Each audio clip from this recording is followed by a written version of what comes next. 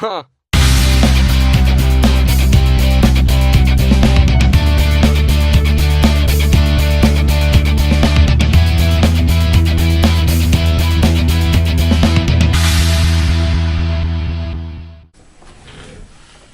Well, here we got the finish up on the 1970 Gibson J-50, and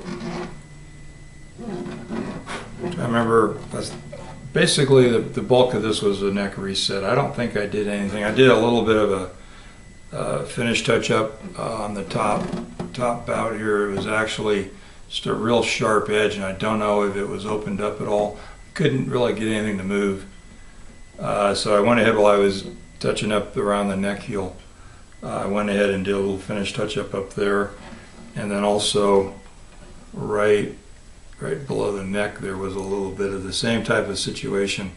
Feel like it's just a real sharp edge right below the binding, and you could actually stick your fingernail in it. So for whatever reason, at some point in its existence, the binding flexed away from the side wood, and so like I said, you could feel a ridge there, and you can still feel a hump. You feel that often on guitars with binding. You feel a little bit of a deflection in the lacquer going over the binding to the body, because it's just when they, especially if it's a guitar that's got color on it, because they scrape the binding back after they put color on it, and then they shoot clear on everything, and it's hard to get the clear built up to the same level as the body. Usually once you get it to a certain point, you can sand it all flush and you don't feel it, but I felt it fairly often on Gibsons. Probably because those are the most commonly bound. I'm thinking of electrics, I suppose, Les Pauls and whatnot. But now it's just, you kind of got that feel. You can feel there's a difference in elevation, but you don't feel a sharp edge where the top wood is proud of the binding. Side wood. All right, I'm going to lower this thing and give you some shots of the whole deal. So now I have to play with my little screen here and see if I can. There we go. Cleared that up a bit. So you know, I have that written down somewhere. I think originally the height, and I'm sure that if you're just watching the series of videos, I said so somewhere earlier. I think the string height here was somewhere around 9 or 10 or 11. I can't remember. There's the number of these things going through here that I measure. It was too high to play it comfortably, and the fellow that owns it wanted to get it straightened out. So we're down in the 5/64 range on the fat E to the fret, and real close to the same thing on the high E. Now I'm not gonna sugarcoat this. This guy's frets started out at 25 thousandths, so I talked to him about doing a fret replacement on this, and he said that's somewhere down the road. Right now, he just wanted to concentrate on getting the neck set done. So that's where we went. Whether or not, and so like I said, I'm not going to sugarcoat it. I had to do a lot of leveling up here on the tongue, the fretboard extension, and even though the wood part of the fretboard has fall away, a bit of fall away from the straight neck going through. There's probably I put my notched edge, straight edge on here, probably about 5 thousandths to, excuse me, about 12 thousandths to the wood here from the straight edge, and that's hitting, straight edge is hitting here at the body joint, and then also up at the nut end. Had about a fat 12 thousandths or even maybe 14 or so. I was just using the 12 thousandths gauge, and it wasn't snug, but it wasn't that loose, so I'm going to guess around 14 thousandths, 13 or 14 to the wood. Right now, when I capo the string and and fret here at the body joint, I had a real tight 12 thousandths at the 7th fret. So a little bit of difference between the fret level and the wood itself of the fretboard. Now I did not level the fretboard. All right, I only worked on the part up above the extension here, maybe down around the 10th fret or so, just because there's always a hump at the body joint, but the hump isn't really in the wood. Well, there probably is a hump in the wood, but at any rate, I had to take it out of the frets because I wasn't doing a complete refret. Had I done a refret, then I could have flattened the board out and had even, an acoustic 5/64 is not bad, but I could have easily gotten it to 6/64, 0.16th of an inch, and probably about 3/64 on the E. What was happening was when I had it at 4, I had it down around 4, and I had the level frets out in this area. So ended up reworking the saddle and bringing it up a fuzz. So I'm now at, like I said, I'm now at 5/64 and very close to that on the high E string. No rattling, no buzzing. Plays 100% better than it did. You're going to be able to see it or not. Can't really.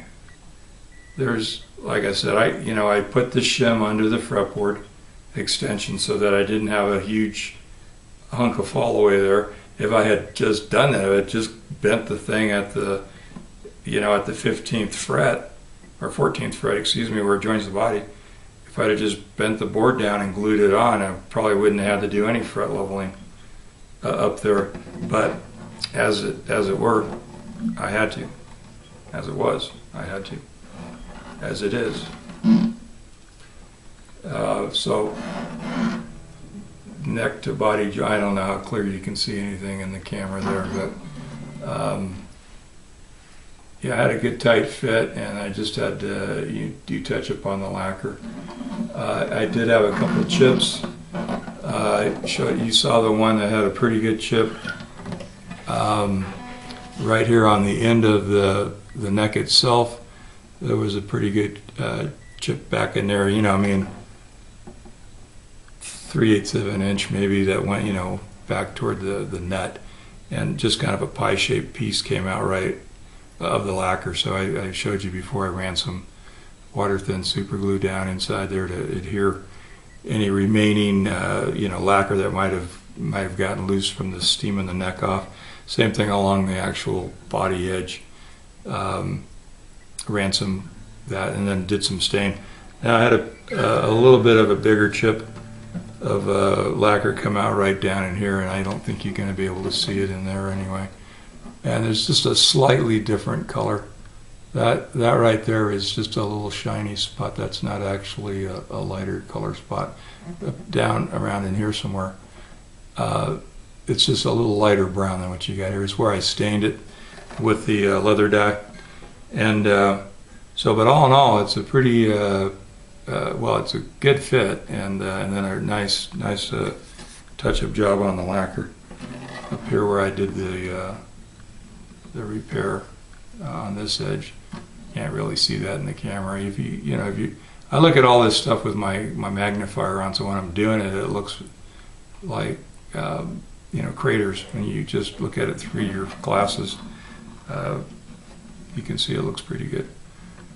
Anyway, so yeah, I sincerely wish I was a better player. I can kind of hold my own, but to give you an idea how good this guitar could sound, a very advanced player, it'd be nice to have somebody like that doing demos. I'm just going to play some chords for you and give you an idea of just the tonality of the instrument.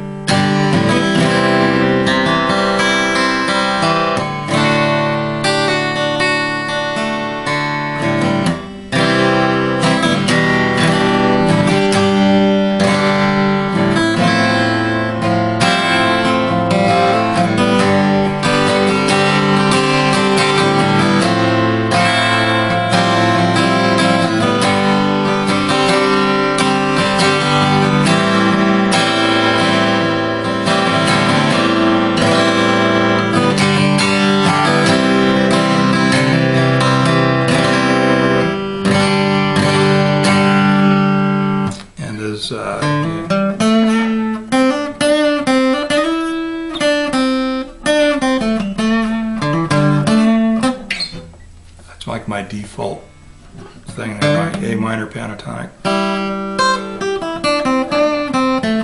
Seems like every time I do a demo I end up there. But just a single note, you know, give you an idea.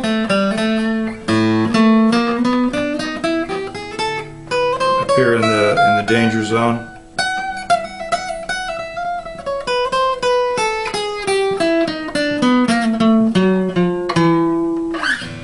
Anyway, so 1970 Gibson J-50.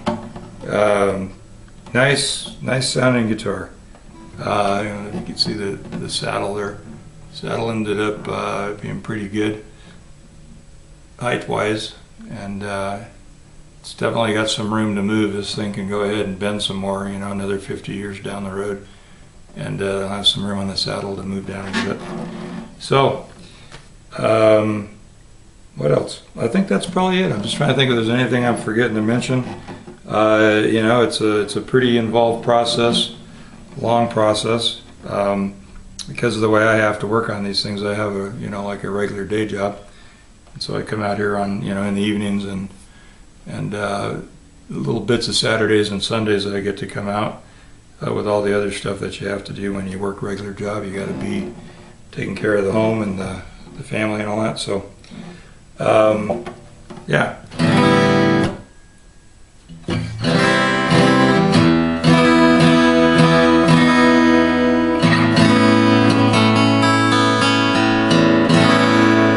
Play up here and get them ringing out.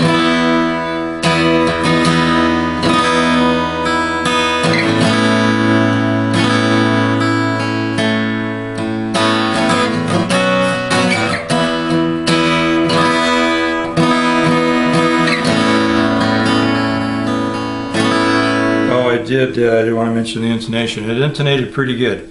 My D all the way, you know, D, G, B, and E, pretty much dead on. I can't remember any of them being terribly in one direction or the other. I think they're pretty much spot on.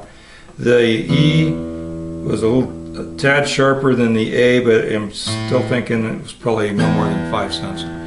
And they're coming off the back edge of the saddle, so there's really not anything I can do about improving those. Yeah, so they're very, very close, and then the other 4 are right on. So very happy with the way this one turned out, and well, I guess the bottom line is I don't stop until I'm happy with the way they turned out. So thanks for watching, guys. If you're one of my subscribers, I thank you very much for that. Yeah, it's kind of it adds another dimension to the whole guitar repair and building thing to shoot videos and you kind of have to explain what you're doing as you go, and it really would be just a lot simpler just to do this. But so I appreciate when people actually take the time to watch and to comment. So if you feel like commenting, do that. If you haven't subscribed yet, please do. And click like or share, all that good stuff. Thanks again for watching.